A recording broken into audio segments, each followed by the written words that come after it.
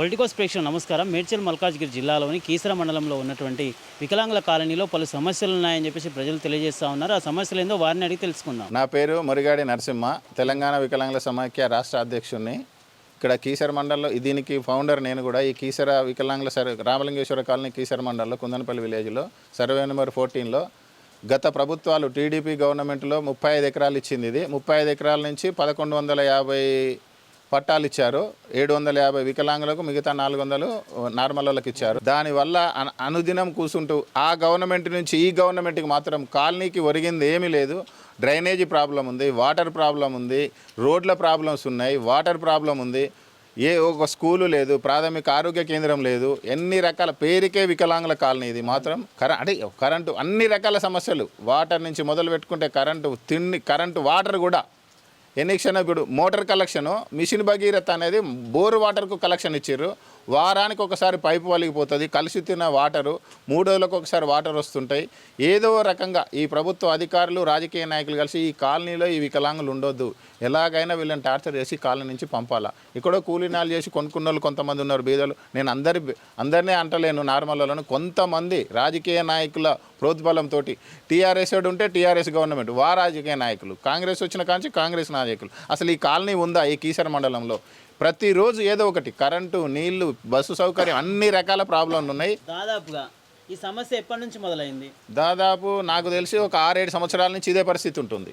గత 6-7 సంవత్సరాల నుంచి వాటరు, డ్రైనేజీ, కరెంటు, ఇవే ప్రాబ్లమ్స్ ఉన్నాయి. మెయిన్ కరెంటు, వాటర్ అయితే మరీ ఘోరంగా పరిస్థితి. ఇంతకుముందు కానీ ఇప్పుడు కానీ ఎప్పుడైనా అధికారులకు మీరు తెలియజేసి? చాలాసార్లు అధికారులకు ఇచ్చాము, పోయినాము, చెప్పుకున్నాం. కలెక్టర్కి ఇచ్చాము, దమ్మాయి కూడా మున్సిపల్ ఆఫీసర్లకు ఇచ్చాము, ఇక్కడ కౌన్సిలర్లు కూడా చెప్పాము. ఆ మాట మాత్రమే ఇప్పుడు వచ్చేది. ఓకే, మేము సాయంత్రం వరకు సాల్వ్ చేస్తామంటారు. ఇప్పటి వరకు కూడా సాల్వ్ చేసే పరిస్థితి లేదు. ఎక్కడికక్కడ పైట్లు వలిగిపోతాయి, కుక్కలు, దోమలు విపరీతంగా ఉన్నాయి. అన్న, ఇప్పుడు ఇక్కడ దాదాపు ఎన్ని కుటుంబాలు ఉంటాయి? ఇక్కడ దాదాపు నాకు తెలిసి ఒక 800-900 కుటుంబాలు ఉంటాయి. 800-900 కుటుంబాలకు వాళ్ళు పొద్దున్నక కూలికి పోయేటోళ్ళు ఉంటారు. కొంతమంది వాళ్ళు వేసుకొని వచ్చి సరేలే ఇక మాకెందుకు, ఎవరైనా అడిగిరనుకో వాళ్ళ మీద సీరియస్గా మేము ఉన్నాం కదా, లీడర్లు, మేము చేస్తాం కదా, మీకెందుకు టెన్షన్ పడుతుర్రు, మీకు అవసరం ఏముంది? ఇక్కడ ఉన్న వాళ్ళకి ఇంకా ఇప్పుడు అంగన్వాడీ కేంద్రం కానీ ఇవన్నీ ఉన్నాయా? అంగన్వాడీ చిన్నది అంగన్వాడీ కేంద్రం ఉంది. అరకొర అన్నీ ఉన్నాయి, కానీ అరకొర మాత్రమే ఉన్నాయా అంటున్నాయి. బోర్డులు చూపిస్తారు, సరైన సౌకర్యాలు అయితే లేవు. నర్సరీ ఇప్పుడు గవర్నమెంట్ వికలాంగుల కోసం ఇచ్చిన పార్కులో పిల్లలు ఆడుకోసామంటే గత 10 సంవత్సరాల నుంచి నర్సరీ పెట్టుకున్నారు. ఆ నర్సరీ వల్ల పాములు, కుక్కలు చచ్చిపోయినాయి, పాములు పిల్లలకు కూడా గరిచినాయి. ఆ నర్సరీ జిహెచ్ఎంసీలో వచ్చేసేసి దాన్ని నర్సరీ బౌండ్ ఫిక్స్ చేసుకున్నారు. ఎవరిచ్చిర్రు, ఎవరి కోసం? ఎక్కడైనా మీకు తెలిసినంత వరకు కాలనీలలో నర్సరీ పెడతారా? కాలనీ అనవసరంగా 2 ఎకరంన్నర 2 ఎకరాలు ఆక్రమించుకొని నర్సరీ పెట్టారు సాయిబాబు గుడి దగ్గర. అదేంటి అంటే గవర్నమెంట్కి అప్పచెప్పినాం. ఎవరు అప్పచెప్తారు? ప్రస్తుతం ఈ కాలనీకి బస్సులు కూడా వస్తాయా మరి? బస్సులు ఏం లేదు, ఔటర్ రింగ్ రోడ్ కాడికే వస్తుంది. ఔటర్ రింగ్ రోడ్ పోవాలంటే ఇక్కడ నుంచి దాదాపు ఒక హాఫ్ మీటర్ ఉంటుంది. హాఫ్ మీటర్ నడవలేము. ప్లస్ అంత దూరం పోయినా కానీ అక్కడ బస్సు ఆపడు ఆయన. ఇప్పుడు వికలాంగులు ఆపుతారు కదా, మమ్మల్ని చూసి బస్సే ఆపడా డ్రైవర్. ఏంది కుషాయిగూడ డిపో కానీ కీసర నుంచి వచ్చే బస్సులు కొంతమంది ఆపుతారు, కానీ కొంతమంది ఆపలేరు. బస్సులు కూడా ప్రాబ్లం అవుతుంది, అది ప్రాబ్లం అవుతుంది. మీరు ఇక్కడ నుంచి వెళ్ళాలంటే ఆటోలో కానీ ఎవరైనా ఫ్రెండ్ బండి ఉంటుంది కదా, ఆయన లిఫ్ట్ అడుక్కొని కానీ ఎవరినో రిక్వెస్ట్ చేసుకొని వెళ్ళిపోవాలి ఆ రింగ్ రోడ్ వరకు. అంత దూరమైనా బస్సులు ఆపుతలేరు, అదొక ప్రాబ్లం అవుతుంది. డిపో వాళ్ళకి కూడా మీరు ఏమైనా లెటర్ ఇచ్చి? కుషాయిగూడ డిపో వాళ్ళకి చెప్పాము 2-3 సార్లు. బాబు మేము చెప్తామంటారు. అది ఇప్పుడు నేను చెప్తున్నా కదా సార్, అనిపిస్తుంది ఈ అవసరం తప్పించుకోవాలి ఆఫీసర్లు. దమ్మాయి కూడా మున్సిపల్ ఆఫీస్కి పోతాం. 10 సార్లు పోయినా కమిషనర్ ఒకసారి కలవడు, ఫోన్ చేస్తే ఫోన్ ఎత్తాడు. ఆ కింది స్థాయిలకు లెటర్లు ఇచ్చి వస్తాం. మేము సార్కి చెప్తాం, సార్ మా సార్ బిజీగా ఉన్నాడు, రేపు కలుస్తారా, ఎల్లుండి కలుస్తారా, కథం పక్కన పెట్టేస్తారు. ప్రస్తుతం ఇప్పుడు ఉన్న ప్రభుత్వాన్ని మీరు ఏమి కోరుకుంటున్నారు? ప్రభుత్వం మాకు న్యాయబద్ధంగా వచ్చేది మా హక్కులను కాల రాస్తున్న అధికారులను కానీ, రాజకీయ నాయకులు కానీ, వాళ్ళను ఇంకొకసారి వికలాంగుల కాలనీలో ఎలాంటి అవసరాలున్నా ప్రభుత్వం దృష్టికి వచ్చిన అధికారులు వెంటనే పరిష్కరించాలని కోరుకుంటాం. నా పేరు ఆవుల అల్లాజీ. గత 20 సంవత్సరాల నుంచి ఈ రామలింగేశ్వర కాలనీలో ఉంటున్నాను.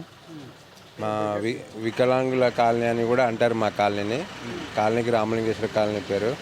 గతంలో కూడా మా కాలనీ పక్కన కలెక్టర్ ఆఫీస్ ఉండి కూడా ఏ డెవలప్మెంట్కి కానీ ఏ నిధులకు కానీ నోచుకోలేదు.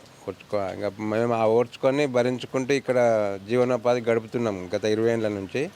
ఇక్కడ ఎలాంటి మోరికాలు ఒకటి వేసిరు కానీ అక్కడ కిందకి వెళ్ళింది, దానికి మళ్ళీ పైప్ లైన్ వెళ్ళకుండా అక్కడ లాస్ట్లో ఉన్న ఇండ్ల వాళ్ళకి ఇబ్బంది వస్తుందని అక్కడ మట్టి పోసిండ్రు అడ్డం. అక్కడ ఉన్న ఇండ్ల వాళ్ళు చాలా ఇబ్బంది పడుతారు. మొన్న గ్రూప్లో పెట్టడం అవన్నీ జరిగింది. పాపం అక్కడ ఇండ్లు కట్టుకొని లక్షలు పెట్టి ఇండ్లు కట్టుకొని కూడా చాలా బాధపడుతున్నారు. వాళ్ళు పోయి చూస్తే కానీ తెలియదు. ఈ వానకైతే ఇంకా వాళ్ళ ఇండ్లలో ఉండలేకపోతున్నారు. మళ్ళీ ఇక్కడ పాముల బెరద ఉంది, తేళ్ల బెరద ఉంది, ఇక్కడ పార్క్ ఉంది. ఇక ఈ మధ్య కొంచెం పార్క్ చుట్టేసారు. మళ్ళీ ఆ పార్కు గోడ లేక ఆ నీళ్ళు ఔటర్ రింగ్ రోడ్ నుంచి వచ్చే నీళ్ళన్నీ కింద కాలనీ ఇళ్ళకి వెళ్తున్నాయి. వాళ్ళు మస్తు అవస్థలు పడుతారు. రోడ్ల అవస్థలు చూస్తున్నారు కదా వర్షానికి. ఇక్కడ ఉన్న వికలాంగులు మొత్తం ఆ గుంతలలో కూడా పడుతారు. వారానికి ఒకరైతే చాలా ఇబ్బంది పడుతుంది. వాళ్ళ అయితే చెప్పుకోలేని పరిస్థితి. కరెంటు కూడా రెగ్యులర్గా ఉండనే ఉండదు ఇక్కడ.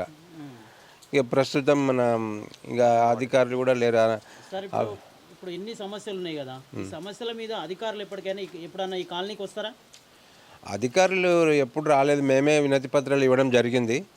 వచ్చినప్పుడు ఎప్పుడైనా వేరే పని మీద వస్తే కూడా మేము చెప్పుకోవడం కూడా జరిగింది. ఎప్పుడన్నా అంటే ఇక్కడ వచ్చి మీతో మాట్లాడతారా, విజిట్ చేస్తారా ఇక్కడికి వచ్చి? ప్రత్యేకంగా సమస్యల గురించి ఎప్పుడు రారు. ఇక ఏదైనా అఫీషియల్గా ఏదో పార్క్ పని ఉంటేనన్నా కరెంటు డిపార్ట్మెంట్ వాళ్ళు అయితే బిల్లు కట్టుకోనికి వస్తారు అంతే. కంప్లైంట్ ఇస్తే ఇక ఏదో వాళ్ళ కొంచెం ఆగి వస్తారు, చేస్తారు, అంతేగాని పిలిచేదాడు ఎవరు రారు. ఇక్కడ ఉన్న వాళ్ళు హాస్పిటల్కి ఏదైనా అనారోగ్యం సమస్యలు వస్తే ఎడికి పోతారు? మాకు కీసరా పోతారు, లేకపోతే బండ్ల కూడా ఇంకా సీరియస్ ఉంటే చిన్న చిన్న హాస్పిటల్కి పోతే గాంధీ కేసుకపోరని చెప్తారు. ఇప్పుడు ఇక్కడ బస్తీ దవాఖాన లాంటిది ఏమైనా ఉందా? లేదు, బస్తీ దవాఖాన. వికలాంగులు ఇక్కడ నుంచి నడవడమే కష్టం కదా, వాళ్ళు ఎలా వెళ్తారు? వాళ్ళు ఇక ట్రాన్స్పోర్టేషన్ ఏం లేదు. బాగా సీరియస్ ఉన్న వాళ్ళు 108కి ఫోన్ చేస్తారు. సొంత వెహికల్స్ కానీ ప్రైవేట్ ఆటోలు పట్టుకొని పోతారు. ఇప్పుడు గవర్నమెంట్ మీరు అడగలేదా బస్తీ దవాఖాన మాకు కావాలి అని చెప్పి? గతంలో ఒక ఆర్గనైజేషన్ వాళ్ళు మాత్రం ఏమైనా జాగా చూపిస్తే మేము బిల్డింగ్ కడతాం అది అని చెప్పడం జరిగింది. బస్తీ దవాఖాన ఇక్కడ అందుబాటులో ఉంది కాబట్టి ఇక్కడ నిధులు ఏడున్నాయి, అక్కడనే పోమని చెప్తారు. ఇంకా మాకు కొత్తగా డెవలప్మెంట్ అయింది కాబట్టి మాకు బస్తీ దవాఖానకు ఇక్కడ జాగా లేదు. స్కూల్ లేకనే మొన్న ఈ మధ్యనే స్కూల్ కూడా 2వ క్లాస్ వరకు పెట్టడం జరిగింది. పిల్లలు కూడా కుందనపల్లికి వెళ్తారు. ఒక్కొక్క బాబుకు ప్రైవేటు స్కూళ్ళల్లో పోతే ఫీజులు ఎక్కువ ఉన్నాయని పోతే వాళ్ళకి రవాణా సౌకర్యం లేక కూడా 800-900 ఆటోకి పెట్టి చాలా ఇబ్బంది పడుకుంటే పిల్లలు. ఇక్కడ డాక్టర్స్ ఉన్నారు, సో గవర్నమెంట్ హాస్పిటల్లో వాళ్ళు ఎప్పుడైనా వచ్చి ఇక్కడ చెక్ చేస్తారా? అంటే వీళ్ళని చూడడం కానీ అట్లా ఏం జరగదు. ప్రైవేటు వాళ్ళే ఎప్పుడైనా క్యాంపు పెడుతుంటారు.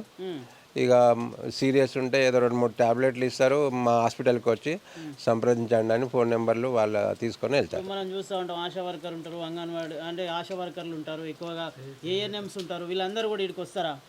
ఇక్కడ అంగన్వాడీ స్కూల్కి వస్తారు. వాళ్ళు వచ్చి ఒక 15 రోజులకు అట్లా ఇప్పుడు ప్రెగ్నెన్సీ మహిళలు ఉంటారు కదా, వాళ్ళకి ఇంజక్షన్లు ఇవ్వడం ఇట్లా జరుగుతుంది. అది తెలుసు. అది నా పేరు మమత అండి. మేము ఇక్కడికి వచ్చి 1 ఇయర్కి ఎక్కువ అయిపోతుంది. కానీ ఈ వాటర్ వల్ల చాలా సఫర్ అవుతున్నాము. చాలా స్మెల్ వస్తుంది. ఒక్క మున్సిపల్ సిబ్బంది కూడా వచ్చి క్లీన్ చేయడం అనేది ఉండదు. ఈ వాటర్ అనేది ఇటు స్ట్రేట్ వెళ్తాయి, అటు సైడ్ ఏమో పంట పొలాలు ఉన్నాయి, వాళ్ళు ఒప్పుకోవట్లేదు. మరి ఈ సమస్య ఎట్లా పరిష్కరిస్తారు అనేది అర్థం కావట్లేదు. ఈ స్మెల్ అయితే దారుణం. చిన్న పిల్లలు ఉన్నారు మాకు. మొత్తము దోమలు బాగా వస్తున్నాయి, బాగా జ్వరాలు, ఫ్లూస్, ఇవన్నీ హెల్త్ ఇష్యూస్ బాగా వస్తున్నాయి మాకు. ఇంత పర్మిషన్ తీసుకొని ఇంత ఇల్లులు కట్టుకుంటే ఏం లాభం అండి? ఇక్కడ సరిగ్గా లేనిది ఈ ఫెసిలిటీ ఒక్కటి మున్సిపల్ వాళ్ళు అస్సలకే రారు. ఇవి వేసి కూడా 4 months ఏమో అవుతుంది. అంతకుముందుకు ఇంకా చండాలంగా ఉండే. ఈ సమస్య గురించి అధికారులను అడిగిరా మేడం? అడిగినారు కడిగి వచ్చినారు పోలీసులు, వాళ్ళు వచ్చి చూసిపోయినారు అంతే తప్ప మాకేం చేయలేదండి. ఇప్పటికి అస్సలకే రారు, ఒక్కరు కూడా రారు. జస్ట్ జామ్ అయింది, అది మేము తీయమని పోతారు.